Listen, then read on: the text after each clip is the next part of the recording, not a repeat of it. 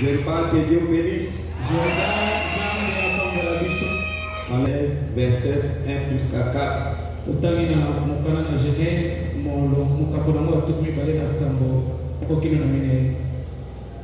Isaac devenait vieux et ses yeux étaient affaiblis au point qu'il ne voyait plus. Isaac a komaki mobange pe miso na ye lebaki e yalaki kokoka lisusu komona malamu te. Alors il appela Esaïe son fils aîné et lui dit, abekisaki Esawa mwana ne ya liboso pe alobaki na ye, mon fils. Il lui répondit, mais voici. alobaki na ye, mwana na nga mobali. Pe mwana azokisaki ngai yeyo yebi te mokolo akufa na ngai. Maintenant donc je t'ai pris. Prends maintenant donc je t'ai pris. Pe sikawa nasengi na yo, kamata babibundeli na yo. Prends tes armes, ton carquois et ton arc, va dans les champs, chasse-moi du gibier. Kamata babibundeli na yo, kamata pe batolotolo pe bambati na yo. Kende kati na zamba okende kobomela ngai nyama ya kolia. Fais-moi aimer comme j'aime. Lambela yango ndenge na lingaka ezala. Apportez-le-moi à manger, afin que mon âme te bénisse avant que je meure. Pe lambela kanga yango ndenge ezalaka. Memela yango nalia yango ete nakufa na tinete molema na ngai epambola yo. Que le Seigneur bénisse la lecture de sa parole. Sikete kola pambola botanga eloba na ye. Mais c'était depuis la semaine passée qu'on avait abordé un sous-thème. Kasi ezali uta mposo elekisima nde tobandaki kokondola mwa lino ya sika. Christ, l'antitype de Joseph. Oye lobi ete Kristo elilingi ya Yosefu. Nous avons vu que partout Joseph allait, il était la bénédiction. Toyekolaki komona ete bisika biso oyo Yosefu abandaki kokoma ezalaki lipambo lile ezalaki wana. Il était un fils de prospérité. Azalaki mwana ya kofulukisa mitoto ya mapamboli. Quand il avait quitté la maison de son père, tango la prospérité. kasi esika Yosefu atekamaki na mbongo basombaki ye bokauki ekotaka te bozwi ezalaka. Et Branham nous fait voir que c'était Christ qui est en Joseph. Peki kati na Yosefu. Et celui que nous avons trouvé aujourd'hui, c'est Christ. Si vous voulez aussi prospérer avec lui, honorer les corps qu'il a portés. Honorer les corps qu'il a portés. Il sera un fils de prospérité pour toi. Nous venons de lire dans le livre de Genèse 27. Isaac était déjà vieux. Il était sur le point de mourir. Mais avant de bénir son fils, il lui a donné des conditions. Va d'abord dans la brousse, cherche-moi les gibiers. Prépare-moi que je mange. C'est toujours conditionnel.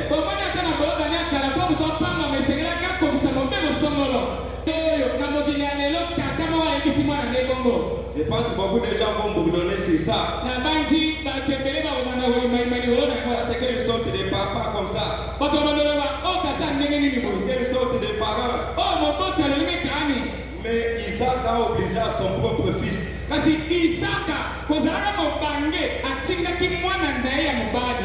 que je te bénisse, va d'abord que Dieu bénisse. Frère Branham dit ça, c'est le mode de vie des Américains.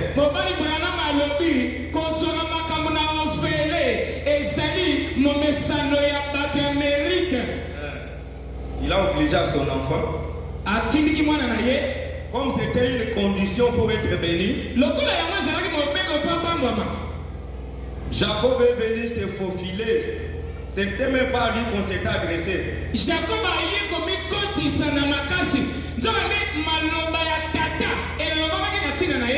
Mais comme il avait accompli l'exigence de la bénédiction,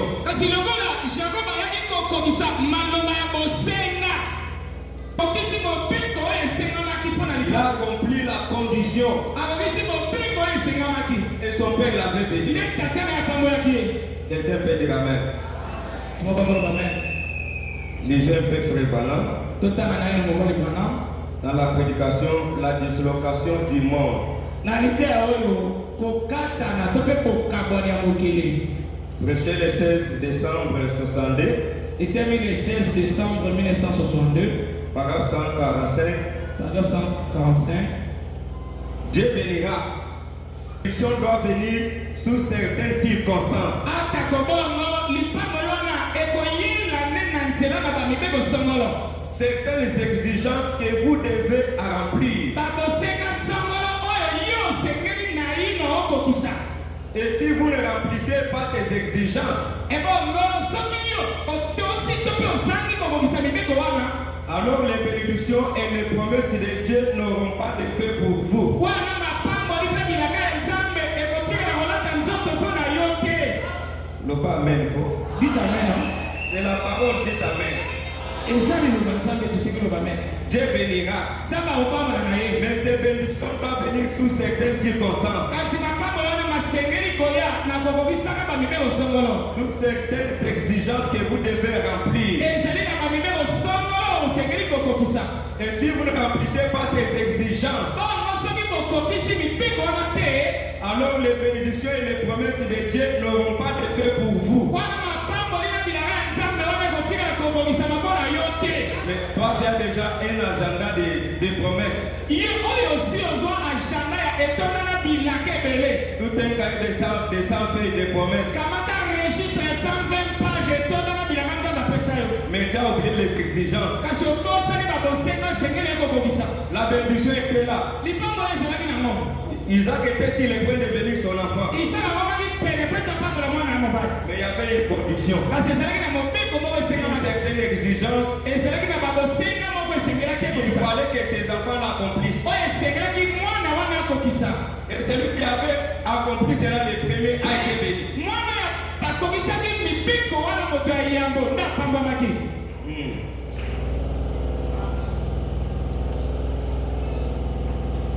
Dieu a promis de visiter Israël. Nzambe alakaki ete akoki kotala Isalaele. Saka bantete na bango. Avec sainteté et sécurité. Naki bosantu pete na motema ngolo. Et Dieu les a visités. Mpe Nzambe ayaki kotala bango. Que Dieu vous bénisse. Amen. C'était cela les exigences de Dieu. Yango wana nde bosenga oyo Nzambe asengaki epai na bango. Dieu ne change jamais. Nzambe abongwanaka te. Il est arrivé un jour, Ekopeki mokolo moko quand Frère Branham était au feu du commencement de ce ministère, ntango mobali Branham awutaki nano kobanda lotomo na ye, les gens lui apportaient les cadeaux. bato babanda komemela ye bakado. Lui ne voulait pas prendre les Ya cadeaux. banosepela banolinga kozwa bakado na te. Les gens lui apportaient les biens, Branham refusait. Bato babanda okamela biloko Branham azoboya kozwa biloko ya bato. Même quand il avait commencé son ministère, Ata ntango abandaki ntongo na ye, dans son église, il n'y avait pas une corbeille des offrandes. na kati na losambo na ye kitunga mabonzi ezalaki te. Les gens venaient avec les biens comme ça, lui refusait de Bato prendre. babanda omema biloko po ete batya na kitunga ye azoboya kozwa ngo.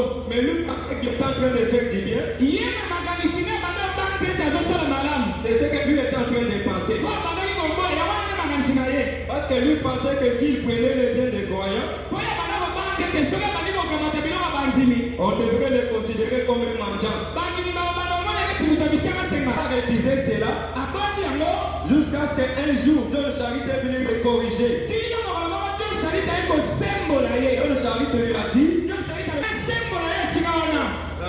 bien qu'il était prophète majeur, non? Ata koyasaki motindami ya eleko mobimba. John Charité a dit que je vais te corriger là-dessus. John Sharita mondimi ya pamba yebisi Branham na kosembola yo. Il est en train de bloquer la porte de bénédiction à ces gens. Yo tozokangela bato bikuka mapamboli. Du fait que Dieu est en train de refuser les cadeaux. Ozoboya bakado na bango bamemelo. Nous allons lui faire Branham. Totanga mobali Branham. La foi sans les œuvres est morte. Konima oyo ezangi misala esi ekufa.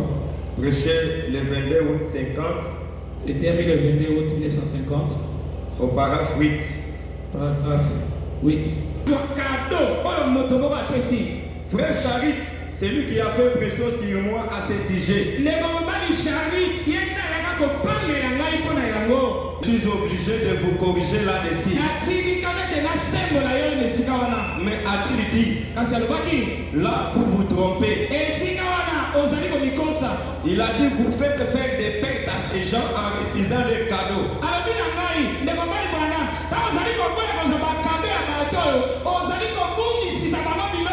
On dit même dans les commerces, ils font des pertes parce que tu refuses les cadeaux que tu donnes.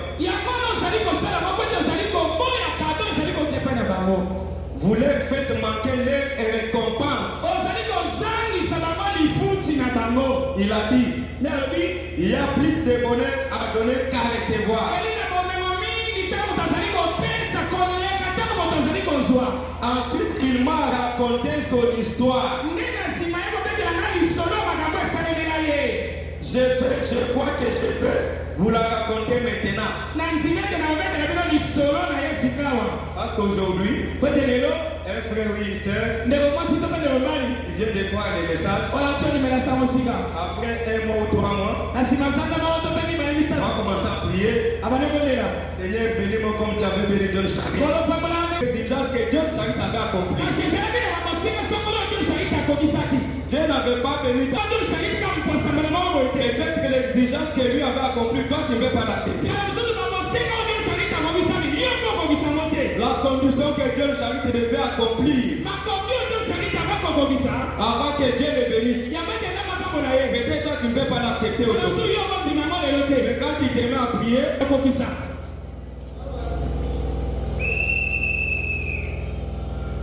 je crois que je vais vous la raconter maintenant même. Je viens d'y penser il y a un instant. L'un des directeurs commerciaux de la campagne. Y a-t-il par hasard quelqu'un ici qui connaît Frère Charit? Ou quelqu'un? C'est un produit de l'école biblique de Dieu à Cincinnati.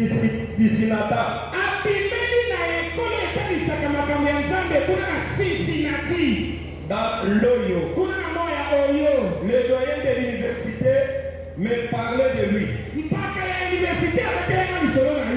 y a beaucoup d'entre vous ont entendu parler de Frère Stanley. Un reviviste de Dieu. Il m'entend chez moi maintenant. Paragraphe 11. Juste au moment où il avait tout réglé, ils ont eu un réveil à Phoenix. Il y avait un homme du nom de Dr. Citon. Je ne sais pas si oui ou non, vous le connaissez. Un prédicateur qui prend l'évangile est venu à Phoenix. Il séjournait dans un champ de touristes. Le Seigneur apparut à Frère Charit une nuit dans un songe. Il lui dit, prends ton argenterie, tes vêtements et ta femme. Après Citon que voici.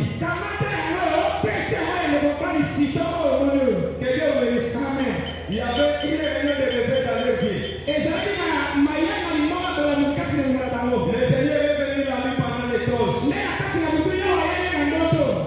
Directement, il a gardé le Charit. Prenez ta femme, sortez de cette maison.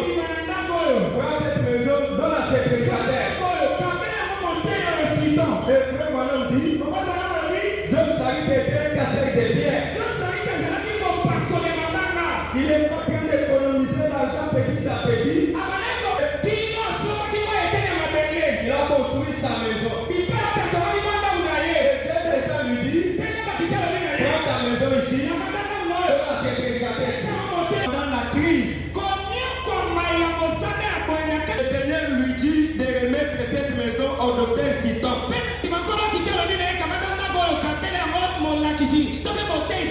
Qui était un prédicateur réputé. John Charit n'avait pas donné sa maison à Frère Branham. Il avait donné sa maison à un prédicateur pentecôtiste. Et quand il a donné la maison, après un travail de 10 ans, Dieu va l'exiger de donner sa maison à un prédicateur. Il n'a pas hésité. Il est allé dire à sa femme. Sa femme a dit, Dieu est dans la chose. Ils ont pris l'argent, les vêtements, et ils ont laissé la maison prédicateur. Et qu'est-ce qui est arrivé? John Charit est allé passer lui dans les garages. Que Dieu vous bénisse. Amen. Ouais, comment la bénédiction vient avec les épreuves. La bénédiction vient avec les épreuves. Mais toi tu viens seulement comme ça. Oh Seigneur, bénis-moi. Le Saint-Esprit il va te donner, mais pas la bénédiction.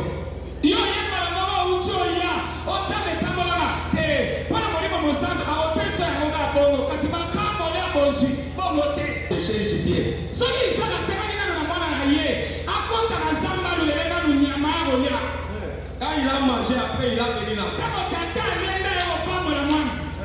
Dieu oblige à John Charit de prendre la maison, donner d'abord à lui.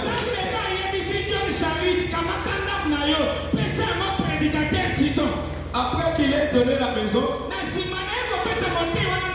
il est allé dans le garage d'une certaine femme millionnaire.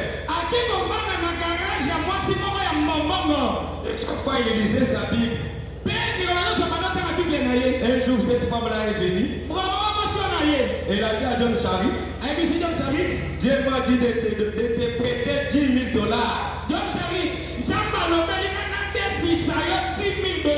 Dieu m'a dit de te prêter $10,000 pour que tu commences à faire les affaires. Et John Charit a commencé à refuser parce que c'était un montant colossal pour lui. Il avait commencé à refuser. Et quand la femme a insisté, John Charit a pris cet argent-là. Il a commencé à acheter des parcelles. Il va arranger la parcelle, il vend. Il va racheter une autre. Jusqu'à ce qu'il était devenu un multimillionnaire. Mais pour arriver à cela, il y avait certaines exigences qui devaient obéir. Il y avait certaines conditions que John Charit devait d'abord accomplir. De donner d'abord sa maison. Que Dieu bénisse. Si toi tu penses que la bénédiction se donne comme ça,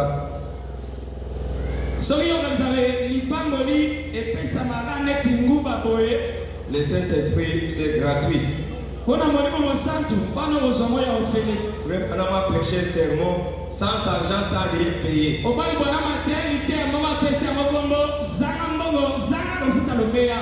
Ça c'est pour le Saint-Esprit. Sans argent, sans rien payer. On va vous donner le Saint-Esprit. Parce que le prix avait été déjà payé par Jésus. La bénédiction n'était même pas pour lui. Et quand sa maman est allée à ton frère, mais ton frère est allé en brousse. Quand ton père va manger, il va te donner. Que Dieu bénisse. Amen. Pourquoi la maman veut faire ça? La maman connaissait les secrets. Que Dieu bénisse. Amen. La maman connaissait les secrets. Parce que lorsque Rebecca avait conçu la grossesse pour la première fois, les deux enfants étaient dans son sein. C'est Rebecca qui était allée consulter l'Éternel. Et Dieu lui avait dit, des nations sont dans ton sein. Mais le plus grand sera sujeté par les plus jeunes. Et Rebecca avait déjà les secrets. Comme elle connaissait déjà les secrets, elle est allée chuchoter à Jacob. Parce que c'était à Rebecca que Dieu avait parlé. Amen. Pendant qu'on voulait construire le nouveau temple d'Ibrahim Tabernacle, la sœur Atiwait avait pris la décision de donner $20. Et frère Madame est resté, il a commencé à faire les calculs. Mais Atiwait n'a pas de mari. Atiwait a des enfants. Il n'a pas un bon salaire. Comment il va contribuer $20 pour la maison? Alors il va aller lui rembourser ces $20. Et quand Branham s'est dirigé vers la sœur Atiwait, le Saint-Esprit lui a parlé pour lui dire que William Branham, laisse Atiwait faire ce qu'elle a fait là. Mais Dieu savait qu'il faut que la sœur donne pour qu'elle soit aussi bénie. Et quand Dieu l'a corrigé comme ça, Branham a pris la décision.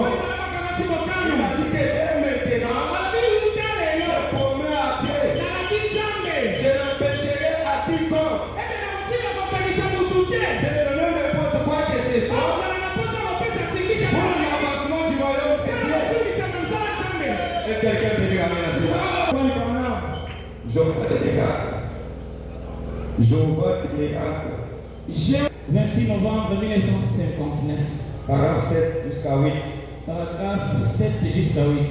Et j'aurais souhaité être financièrement capable de sorte que vous n'ayez même pas à parler d'une offrande.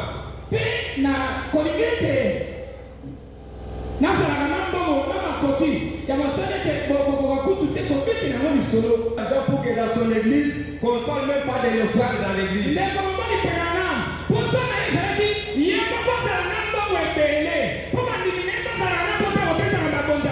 Ah, lui ne voulait pas.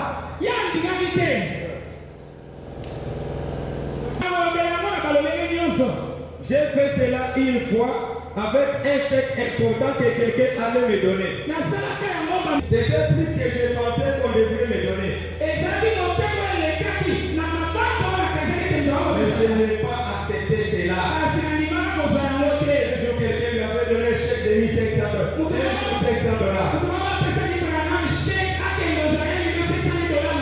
Et Dieu m'a fait écouter ce chèque. C'est pourquoi beaucoup de pentecôtistes jusqu'aujourd'hui, ils ont beaucoup de respect envers ce voilà à cause de cela. Ils refusent un chèque de $1,500. William Branham avait refusé cela.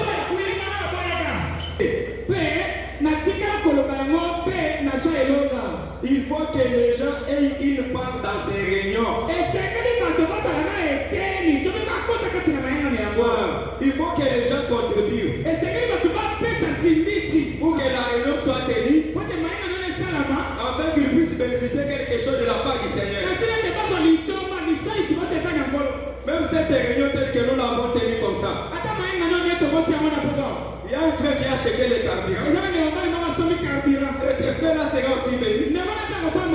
Il y a peut-être un frère qui a acheté de l'eau pour soutenir le secteur de Dieu. C'est comme ça que les gens doivent soutenir les réunions pour qu'ils bénéficient quelque chose. Il faut que les gens aient une part dans les séries de réunions. Vous voyez, c'est leur série de réunions. C'est leur série de réunions. Quand ils me rencontrent dans la rue, nous ne participons pas. On ne peut pas l'adoration. Amen. L'offrande fait donc partie de l'adoration. Pour que votre adoration soit complète, ça doit être accompagné d'une offrande. C'est-à-dire, si tu n'as pas porté l'offrande dans l'église, c'est-à-dire que tu n'as pas fait une bonne adoration. Est-ce que quelqu'un peut dire amen? Pour que ton adoration soit complète, ça doit être accompagné d'une offrande. L'offrande fait partie de l'adoration. C'est juste. J'en sais mieux que cela depuis l'autre jour.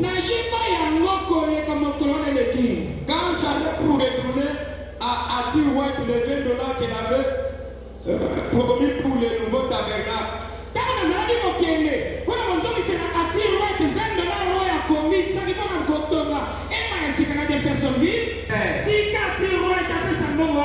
Et quelques minutes après, j'ai compris pourquoi il avait dit la possibilité. Il n'y a pas moyen qu'il soutienne l'église avec $20.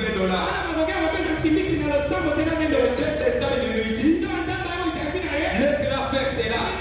Et après un moment, Madame avait compris la raison pour laquelle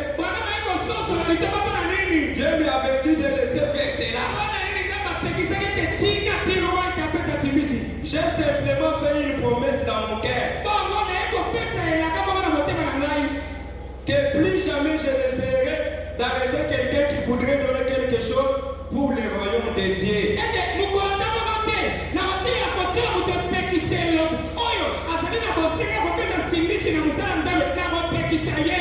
Que Dieu vous bénisse. Après avoir refusé le cadeau des enfants de Dieu. Alors le roi du tabernacle avait pris une mesure. Quand frère Branham n'était pas là, ils achetaient des biens. Ils allaient jeter dans la parcelle. Quand il vient ouvrir la porte, il trouve le cadeau là partout là. Parce que lui est refusé. Et après cette correction là, et Dieu lui-même est descendu la corriger pour la sœur à Dieu. Et Branham a fait la promesse à Dieu. Il a dit que dès maintenant, je ne peux pas empêcher quiconque qui veut donner n'importe quoi que ce soit pour soutenir le royaume de Dieu. Même si quelqu'un veut donner sa parcelle, il nous donne sa parcelle. Même si quelqu'un veut donner son vécu, même si quelqu'un veut donner tout son capital, moi je ne peux pas l'empêcher. C'était la décision que Branham avait prise. Et quand Branham avait pris cette décision, et Dieu avait venu de Branham tabernacle. Est-ce que quelqu'un peut dire amen? Les bénédictions sont sous certaines conditions. Nous sommes dans le temps où Dieu est en train de venir chez nous. Alors nous devons obéir à d'autres exigences. Que ces bénédictions puissent être aussi les nôtres. Ne laissez pas seulement les mêmes personnes la soutenir. Même si tu n'as rien, faites aussi un geste. Je vous avais dit la fois passée les frères qui transportaient les immondices. Le défi quand l'église avait des problèmes. Même si toi tu vends des braises, même si toi tu vends de l'eau, tu es capable de relever aussi les défis. Tu es capable de relever aussi les défis. J'ai fait cela plusieurs fois. J'ai refusé cela au vite que possible. Je me suis rendu compte que, ce faisant, j'ai volé les gens.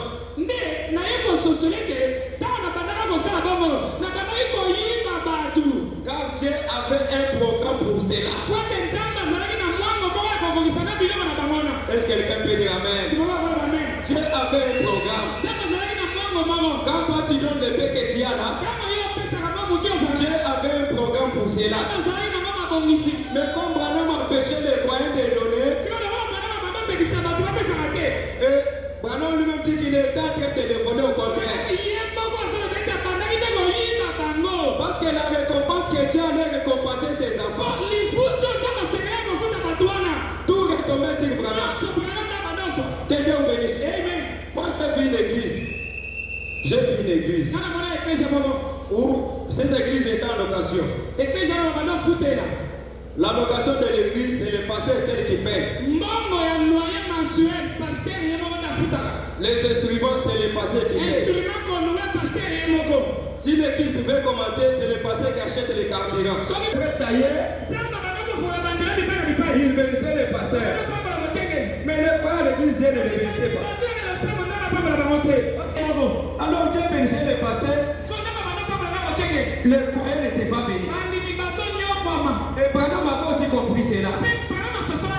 Plus il a empêché les gens de les soutenir, plus il est en train de voler les récompenses.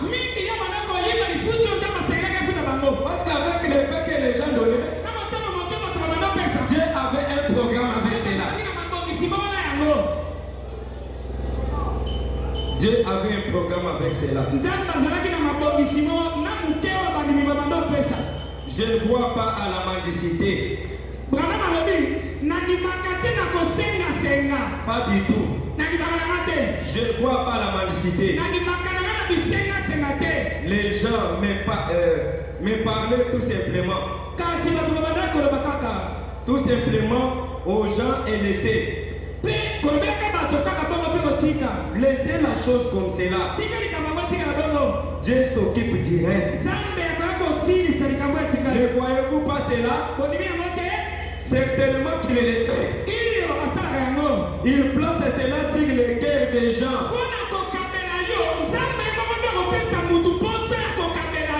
Et je pense que c'est bien des fois. Il a placé cela sur le cœur des gens pour qu'ils fassent quelque chose.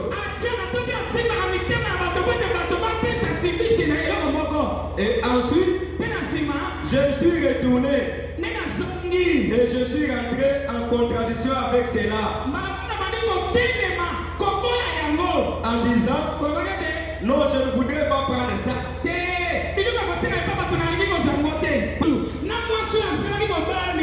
Qui a venu tout ce qu'elle avait pour vivre. Mais Jésus ne l'a jamais empêché. Pendant qu'il y avait des riches qui donnaient des millions, Jésus a dit une femme veut venir. Elle a pris tout ce qu'elle a fait pour vivre, elle a mis comme l'offrande. Mais pourquoi Jésus ne l'avait pas empêché? Oh, comme tu n'as rien mangé, ne mettez pas ça comme offrande. Jésus connaissait les secrets.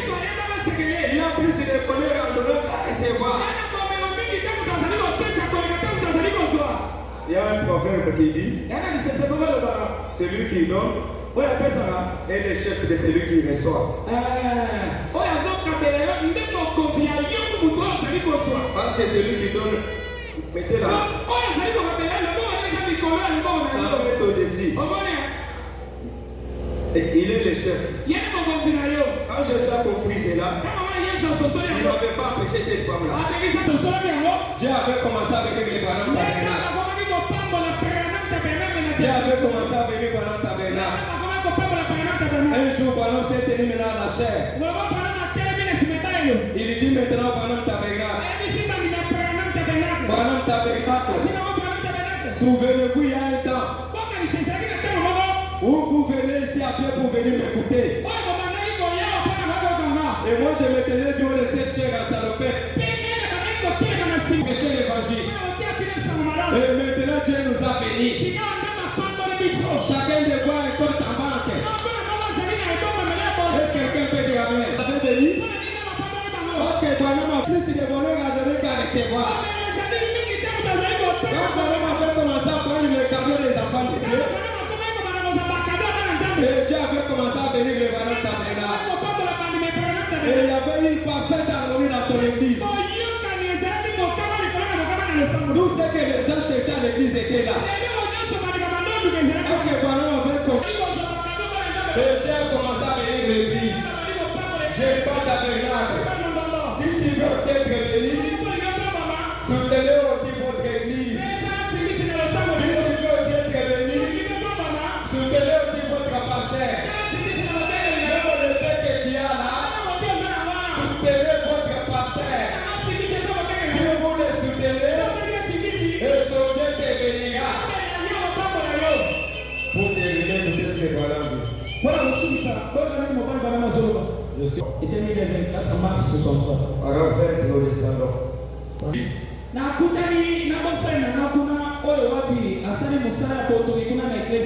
Je lui disais combien j'ai apprécié son travail. Je ne suis pas un maçon. Et je ne me connais pas non plus dans cette matière. Mais je sais ce qu'un point a un angle droit. Et s'il est construit comme il faut, il a dit, je vais te dire, il a dit, c'est à peine si on a connu un temps où on a vu une telle harmonie entre les hommes qui a installé la sonorisation. Je vais dire les matériels de sonorisation. Et tout dans l'église, tout a été très bien fonctionné. L'église est arrivée à un niveau, peu importe ce qu'on avait besoin, la personne qu'il fallait était là. Même si on avait besoin de combien d'argent, il y avait les donateurs qui devaient financer. S'il s'agissait de travailler quelque part, il y avait des frères capables de travailler dans ces domaines. Il y avait une parfaite harmonie. Qu'il fallait être là pour travailler. Dieu est dans tous les programmes au complet. Plusieurs grands donateurs de l'église qui ont aidé à accomplir cela. Comme notre frère Dodge et la sœur Dodge sont assis là. Il y en a deux autres qui ont fait des dons consistants pour soutenir la cause.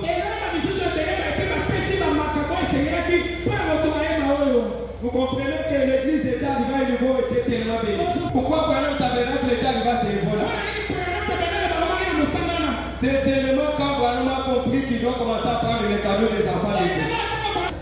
Je pense que pour le moment, il ne leur reste qu'un petit rien à payer pour couvrir toutes les dépenses. Ainsi, nous en sommes très reconnaissants. Souvenez-vous, c'est votre église. Jeriba Tabernacle. Cette église, c'est votre église. Pour venir nous soutenir ici. Nous ne sommes pas des catholiques pour attendre un financement qui viendra de l'État. Souvenez-vous, c'est votre église. Quand vous êtes serviteur de Christ, c'est dans ce but qu'elle a été construite ici. Afin d'être une porte ouverte pour faire des serviteurs. Cette église ici, Jeriba, c'est une porte ouverte pour faire des serviteurs. C'est pourquoi tu as fait dire à notre pasteur, dans ton ministère à toi, 80% de ton ministère, c'est pour les serviteurs de Dieu. Et Jeriba Tabernacle, c'est une porte ouverte pour faire des serviteurs de Dieu. Personne ne dit Amen.